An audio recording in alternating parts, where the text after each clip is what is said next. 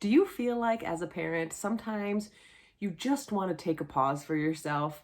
You want to hang out with your friend. You want to have a regular date. You would like to take that class that you have been wanting to take for what feels like years. Also, you want to have some quiet alone time that is dedicated to yourself every day. If you want those things, I've created a webinar for you, and I'd love to invite you to it. It's called How to Get It Done for Busy Moms. In this webinar, you will learn how to create lasting connections that really matter, how to prioritize your life so it works for you and for the people around you. Also, you're going to learn how to say no without hurting somebody's feelings.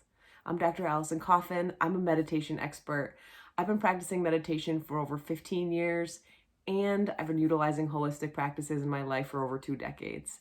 I am excited to share this information with you, and when you leave, you will have tangible take-home things that you can use for yourself and for your family, and you'll get a real picture on how to take care of yourself and not feel like you're being selfish while you're doing it. Feel like you're actually adding to your family. Feel like you're adding to your time in your day, and feel like you're adding to those meaningful connections and relationships, because relationships are all we have.